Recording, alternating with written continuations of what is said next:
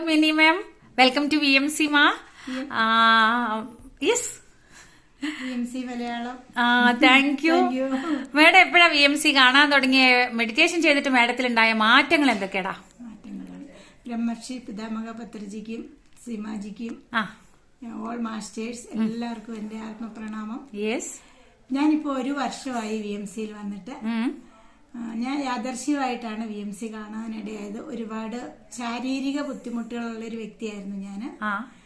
എനിക്ക് മൈഗ്രെയിന്റെ പ്രശ്നം ഉണ്ടായിരുന്നു, സന്ധിവാതത്തിന്റെ പ്രശ്നം ഉണ്ടായിരുന്നു, അൾസറിന്റെ പ്രശ്നം ഉണ്ടായിരുന്നു. അപ്പൊ ഇതെല്ലാം ഇങ്ങനെ നിരന്തരം നമ്മളെ ഓരോ രോഗാവസ്ഥ പിന്തുടരുമ്പോ നമുക്ക് മാനസികമായിട്ടൊരു ബുദ്ധിമുട്ടുണ്ടാവുമല്ലോ.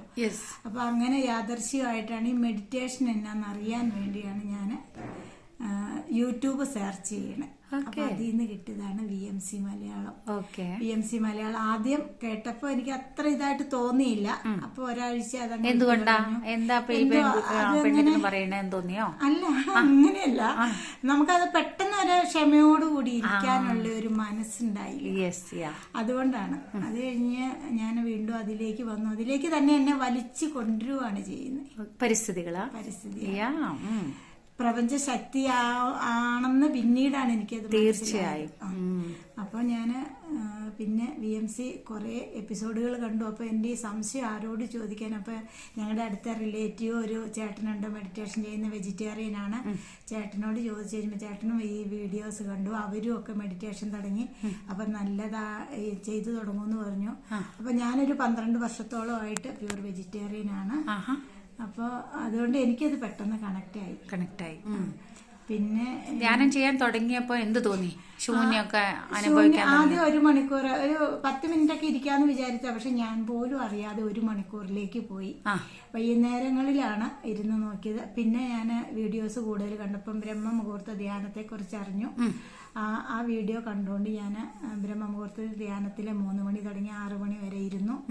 അതൊരു 41 ദിവസം കംപ്ലീറ്റ് ചെയ്തു. കംപ്ലീറ്റ് ചെയ്ത് കഴിഞ്ഞപ്പോഴത്തേന് എന്റെ അസുഖങ്ങള് പിന്നീട് എനിക്ക് മൈഗ്രെയിൻ തലവേദന ആയിട്ടാണ് ഞാനിത് ഇരുന്നതെങ്കിൽ പോലും പിന്നീട് തലവേദന എന്ന് പറഞ്ഞ സംഭവം എനിക്ക് ഉണ്ടായില്ല. അതൊരു അപ്പൊ ഞാൻ ഈ തലവേദനയൊക്കെ ഉള്ളതാണല്ലോ. അപ്പൊ മാറി കംപ്ലീറ്റ് അതങ്ങ് മാറി. പിന്നെ വയറിനാണ്. നേരത്തെ എനിക്ക് കിഴങ്ങ് പോലെയുള്ള കറികളൊന്നും കൂട്ടാൻ പാടില്ല, ഗ്യാസിന്റെ പ്രശ്നം. അപ്പൊ ഈ അൾസർ ഉള്ളതുകൊണ്ടാണ് അതങ്ങനെ വന്നത്. അപ്പൊ അങ്ങനെയുള്ള പിന്നെ ഭക്ഷണം കഴിക്കുന്നതിനൊന്നും ഒരു വിഷയമില്ല. അപ്പൊ പിന്നെ സീമാജിയുടെ ഓരോ എപ്പിസോഡുകൾ ഞാനിങ്ങനെ കൂടുതൽ കണ്ടു. പിന്നെ വെജിറ്റേറിയൻ ആണെങ്കിലും വെളുത്തുള്ളി നന്നായിട്ട് ചേർത്തുള്ള കറികളൊക്കെ ഉണ്ടാക്കുമായിരുന്നു. വെളുത്തുള്ളി പിന്നെ പരിച്ഛേദം അങ്ങോട്ട് മാറ്റി. അതിന്റെ കാരണം എന്താ? അതൊരു സ്പൈയെ പോലെ ഒരു ചാരൻ, അതായത് കൂടുതൽ നമ്മളെ രുചിയിലേക്ക് ഇങ്ങനെ കൊണ്ടുപോകാണ്. രുചി കൂടുന്തോറും ഭക്ഷണം കഴിക്കും, നമുക്ക് ആഗ്രഹം വരും. അപ്പൊ നമ്മളിപ്പോ പിന്നെ പ്രപഞ്ചമാണ്, നമ്മുടെ വിശ്വമാതാവാണല്ലോ നമുക്ക് ഇതെല്ലാം തരുന്നത്. അപ്പൊ പിന്നെ അതെങ്ങനെ പ്രാർത്ഥിക്കും ഞാൻ, എനിക്ക് അങ്ങനെ ആഗ്രഹങ്ങൾ ഇല്ലാണ്ടാക്കി തരണേന്ന്. അതങ്ങനെ വന്നു. പിന്നെ എനിക്ക് നിരന്തരം ഈ സീമാജിയുടെ വീഡിയോ കേൾക്കാതെ ഒന്നും പറ്റില്ലാത്തൊരവസ്ഥയായി. രാവിലെ ഒരു ദിവസം എന്റെ ഹസ്ബൻഡ് എന്നോട് ചോദിക്കുക, നിനക്ക് ഏത് സമയം ഇത് മാത്രമേ പണിയുള്ളൂ? അങ്ങനെ എന്നോട് ചോദിച്ചു. അപ്പൊ ഞാൻ പറഞ്ഞു, ഇത് ആർക്കും ശല്യമില്ലല്ലോ, ഞാനും ഹസ്ബൻഡും അമ്മയും മാത്രമേ വീട്ടിലുള്ളൂ. അപ്പൊ ഞാനിങ്ങനെ അടുക്കളയിലാണ് ഫ്രിഡ്ജ് ഇരിക്കുന്നത്, അതിന്റെ മുകളിൽ കൊണ്ടുപോയി മൊബൈൽ വെച്ചിട്ടാണ് ഇത് കേട്ടോണ്ടിരുന്നത്. അത് കഴിഞ്ഞിട്ട് പിന്നെ ഇത് നിരന്തരമായി. ആദ്യം ഞാൻ ഹസ്ബൻഡിനോട് പറഞ്ഞപ്പോഴും അങ്ങനെ അത് ഉൾക്കൊണ്ടില്ല. നിനക്ക് വേണം ചെയ്തോ, എന്നെ അതിന് കിട്ടില്ല എന്ന് പറഞ്ഞു.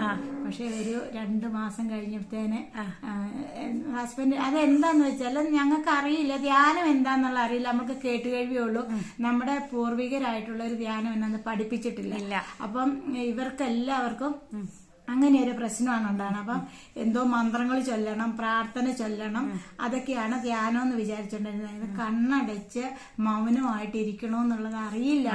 അത് എനിക്കും അറിയില്ലായിരുന്നു. അപ്പൊ ഞാനിത് നിരന്തരം ചെയ്തുകൊണ്ടിരുന്നപ്പോൾ എനിക്ക് മനസ്സിലായി.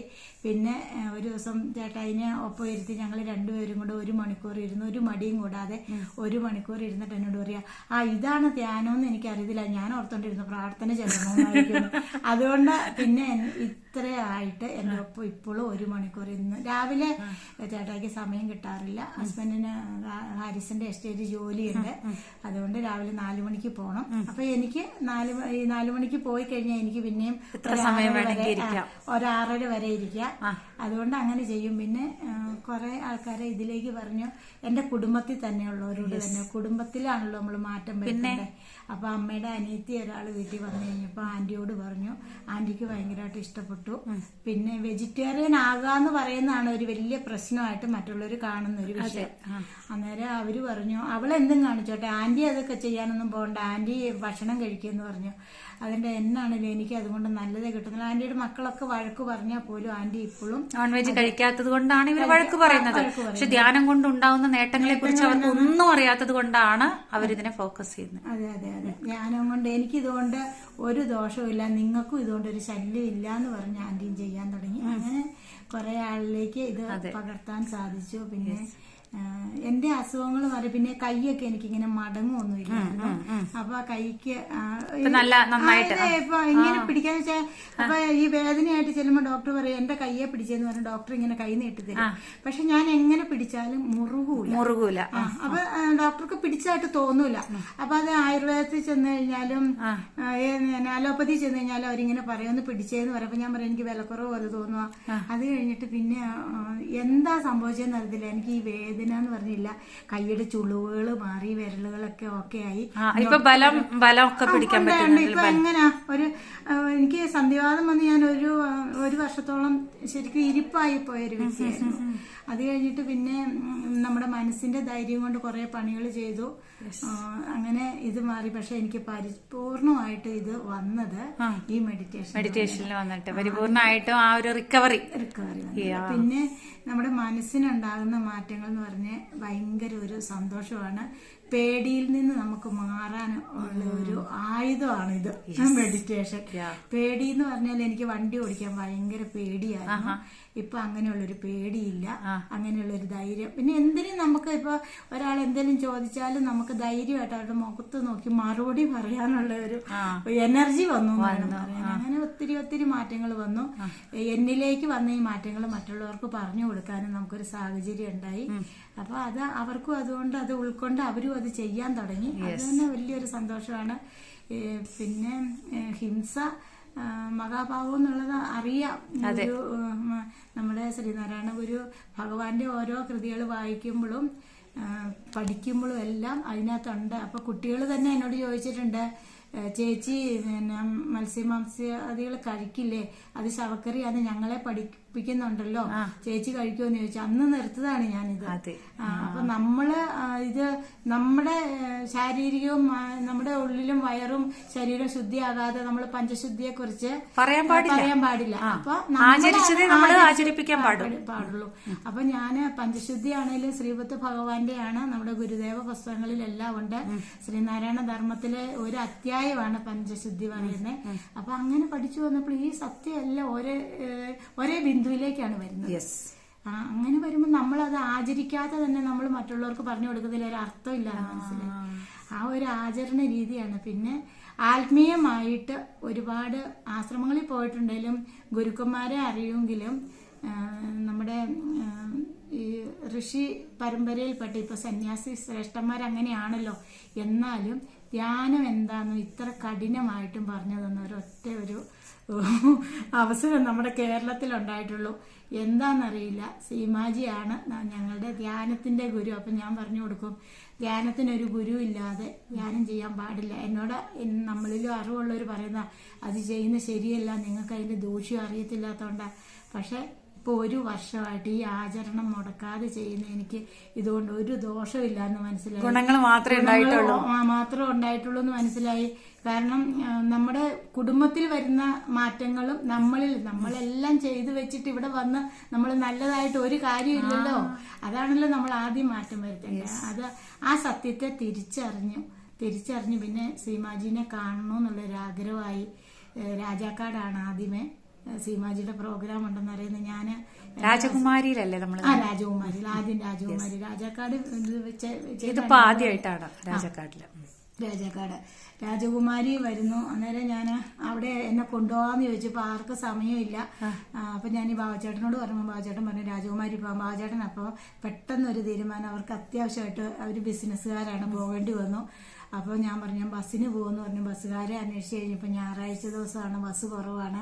അപ്പോൾ എനിക്ക് സങ്കടമായപ്പോൾ എൻ്റെ ഹസ്ബൻഡ് പറയുവാണ് സന്ധ്യയായപ്പം, നാളെ ഞാൻ വരാം, നമുക്ക് രണ്ടുപേർക്കും കൂടെ വണ്ടിക്ക് പോകാം, പോയി നോക്കാം. അപ്പോൾ എവിടെ ചെന്ന് കണ്ടെത്താൻ പറ്റുമെന്നറിയില്ല, കാരണം ഏത് വീടാന്നറിയത്തില്ല, ഏത് സ്ഥലമാണെന്നറിയത്തില്ല. രാജാക്കാട് രാജകുമാരി എന്ന് കേട്ടിട്ടേ ഉള്ളൂ. അങ്ങനെ ഞങ്ങൾ ആദ്യമായിട്ട് സീമാജിനെ കാണാൻ വരുന്നത് അവിടെ വെച്ചാണ്. പിന്നെ കോട്ടപ്പടിയിൽ വന്നപ്പോഴും സീമാജിനെ കാണാനുള്ള ഒരു ആഗ്രഹമായി. എന്തെന്നില്ലാത്ത നമ്മുടെ ഈ ജന്മസാവല്യം ആയിരിക്കാം ഇങ്ങനെ ഒരു, നമ്മളെ ഏത് കമ്മിറ്റ്മെന്റിലാണ് നമ്മളൊക്കെ ഒന്നിച്ചു വന്നതല്ലേ, മറന്നു പോകുമ്പോ ഒന്ന് ഓർമ്മിപ്പിക്കണേ എന്ന് പറയുമ്പോ യെസ്. അല്ല പിന്നെ അധർമ്മം പെരുകുമ്പോ ധർമ്മത്തെ പുനഃസ്ഥാപനം നടത്താൻ അവതരിക്കേണ്ടി വരും. നമ്മളെ പോലുള്ളവരൊക്കെ തന്നെയാണ് അവതരിച്ചിട്ടുള്ളത്. ഭഗവാന്റെ നമ്മുടെ ഭഗവത്ഗീത പഠിക്കുമ്പോഴും ഇതിനകത്തും എല്ലാം പറയണുണ്ടല്ലോ. ഇതെല്ലാം സത്യം ഒന്ന് തന്നെയല്ലേ. പക്ഷെ ഈ പിന്നെ ഞാൻ ചോദിക്കാറുണ്ട്, വൈകുന്നേരമൊക്കെ ഭക്ഷണം കഴിക്കുന്നു, അപ്പോൾ ഇറച്ചി മീനൊക്കെ അല്ലാണ്ട് കഴിച്ചിട്ട് നിങ്ങൾ പിറ്റേ ദിവസം അമ്പലത്തിൽ വരുന്നത് ശരിയാണ്? ഇപ്പൊ ഞാൻ ധൈര്യമായിട്ടും ചോദിക്കാം. പിന്നെ അമ്പലത്തിലൊക്കെ പൊങ്കാല, ദേവി ക്ഷേത്രങ്ങളിലൊക്കെ പൊങ്കാല നടക്കും. പൊങ്കാല നടക്കുമ്പം ആദ്യം തന്ത്രിയൊക്കെ പറയും 7 ദിവസത്തെ നോയമ്പ് വേണം, വീടും ശുദ്ധി വേണം, ആളിനെ ശുദ്ധി വേണം. പിന്നെ അത് ലോപിച്ച് 4 ദിവസമാകും, പിന്നെ 3 ദിവസമാകും. അങ്ങനെയൊക്കെ വരുന്ന ഒരവസ്ഥ വരുമ്പം അങ്ങനെ ചിട്ടയായിട്ട് ശരിക്കും ജനങ്ങൾക്ക് പറഞ്ഞു കൊടുക്കാനാണ് ആളില്ലാത്തതിന്റെ ഒരു കുഴപ്പമാണ് ഇത് സംഭവിച്ചത്. അതൊരു വിഷമത്തോടെ കേട്ടപ്പോ ഞാനിപ്പോ 2 വർഷമായിട്ട് നിരന്തരം പറയും 7 ദിവസം ദേവിക്ക്. അത് നമ്മൾ നിവേദ്യം നമ്മുടെ കൈകൊണ്ടുണ്ടാക്കി നിവേദിക്കുമല്ലേ. നിങ്ങൾ ഇതിപ്പം ആറ്റുകാൽ പോയി കഴിഞ്ഞാൽ 7 അല്ല 15 ദിവസം നോമ്പ് നോക്കി വ്രതം എടുത്ത് പോകും. പക്ഷെ സമീപത്തുള്ള അമ്പലത്തിലാണെങ്കിൽ 3 ദിവസം നോമ്പ് നോക്കുള്ളൂ. അപ്പൊ അത് പാടില്ല. 7 ദിവസം നോമ്പ് നോക്കി ശരീരവും വീടും ശുദ്ധിയായതിനു ശേഷം മാത്രം നിങ്ങൾ ഇത് ചെയ്യുക, അങ്ങനെ പറഞ്ഞു കൊടുക്കും. അങ്ങനെയൊക്കെ ഒത്തിരി മാറ്റങ്ങൾ ആളുകളിലേക്ക് നമുക്ക് വരുത്താൻ സാധിക്കുന്നു.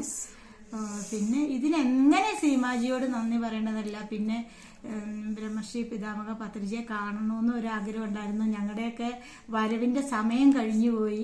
അതൊരു അവരിവിടുന്ന് ഭൂമിയിൽ നിന്ന് യാത്രയായതിനു ശേഷമാണ് VMC ഇത്രയും. അതെ അവര് തന്നെയാണ് ഇതൊക്കെ ചെയ്യുന്നത് അല്ലേ, അവരുടെ അനുഗ്രഹത്തിലൂടെ തന്നെ. പിന്നെ പിരമിഡ് എന്താന്ന് അറിയത്തില്ലായിരുന്നു. പിരമിഡ് പണ്ട് കാലത്ത് നമ്മൾ സോഷ്യൽ സയൻസിൽ പഠിച്ചിട്ടുണ്ട്. പിരമിഡ് എന്താ, ശവങ്ങളെ സൂക്ഷിക്കുന്ന ഒരു സ്ഥലം. അതാണ് ഈജിപ്തിലെ പിരമിഡ് എന്ന് പറഞ്ഞാൽ അങ്ങനെയാണല്ലോ, അതൊരു സങ്കല്പം. അപ്പൊ പിരമിഡ് എന്ന് പറഞ്ഞാൽ പിരമിഡ് അത് ശവത്തെ സൂക്ഷിക്കുന്നതല്ലേ. അങ്ങനെയാണെങ്കിൽ ഈ പ്രപഞ്ചം മുഴുവൻ പിരമിഡുകൾ വരണ്ടേ? അതാ പറയുന്ന അശാസ്ത്രീയത. അതൊക്കെയാണ് നമ്മളെ പഠിപ്പിച്ചത്. അറിവില്ലായ്മ കൊണ്ട് വരുന്ന എല്ലാ അനർത്ഥങ്ങളും തലമുറകളിലൂടെ ഇരകളായി നമ്മളെ മാറ്റി.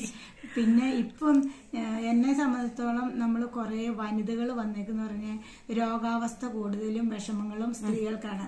ഇപ്പൊ ഭർത്താവിന് അസുഖം വന്നാലും കുട്ടികൾക്ക് അസുഖം വന്നാലും നമുക്കാണല്ലോ വിഷമം കൂടുതൽ. അങ്ങനെ വരുമ്പോ നമ്മൾ എന്ത് ത്യാഗം ചെയ്യാനും തയ്യാറാണ്. അങ്ങനെ വരുമ്പോഴൊക്കെയാണ് ഈ ധ്യാനത്തെ, പ്രാർത്ഥനയല്ല നമ്മളെ ധ്യാനം. നമ്മളെ അമ്പലത്തിൽ ചെന്ന് കഴിഞ്ഞാൽ ഈശ്വരനോട് അങ്ങോട്ട് അപേക്ഷിക്കും, എനിക്ക് അത് തരണം, എന്റെ രോഗം മാറ്റി തരണം, എനിക്ക് നല്ല കാലം വരുത്തണം. പക്ഷെ ഭഗവാൻ ഇങ്ങോട്ട് പറയുന്ന കേൾക്കാനുള്ളൊരു ക്ഷമയില്ല. ഇതെല്ലാം തിരിച്ചറിഞ്ഞത് ഞാൻ ഈ VMC ധ്യാനത്തിൽ വന്നതിന് ശേഷമാണ്. ഒരുപാട് എപ്പിസോഡുകൾ കാണാൻ സാധിച്ചു, കേൾക്കാൻ സാധിച്ചു. പിന്നെ ഇങ്ങനെയുള്ളൊരു നല്ല അനുഭവങ്ങളും നല്ല ഒരു മനസ്സിന് സന്തോഷവും സമാധാനവും കുടുംബത്തിലും അങ്ങനെ ഉണ്ടാകുവാൻ സാധിച്ചു. ഇതിനൊക്കെ ഞാൻ സീമാജിയോടും VMCയോടും നന്ദി പറയുന്നു. Thank you madam. അപ്പൊ എല്ലാരോടും ധ്യാനം ചെയ്യാൻ പറയൂ ഒന്നും കൂടി ഇതിൽ കൂടെ. എല്ലാവരും ധ്യാനം എന്ന് പറഞ്ഞാൽ എന്താണെന്നറിഞ്ഞ് VMC വീഡിയോസ് കണ്ട് എല്ലാവരും ധ്യാനം ചെയ്യേണ്ട, അതിന്റെ സമയം കടന്നുപോയി എന്നാണ് എനിക്ക് പറയേണ്ടത്. പ്രകൃതി ക്ഷോഭങ്ങളിൽ നിന്നും പ്രകൃതിയുടെ ഈ മാറ്റങ്ങളെല്ലാം ശ്രദ്ധിക്കുക. ധ്യാനം എല്ലാവരും ചെയ്യണം. അതുകൊണ്ട് നല്ലത് മാത്രമേ ഉണ്ടാവുള്ളൂ എന്ന് മാത്രം ഒരു അപേക്ഷയാണ് എനിക്ക് എല്ലാവരോടും പറയാനുള്ളത്. Thank you madam. Thank you. സമയം എടുത്തോ? തീർന്നോ?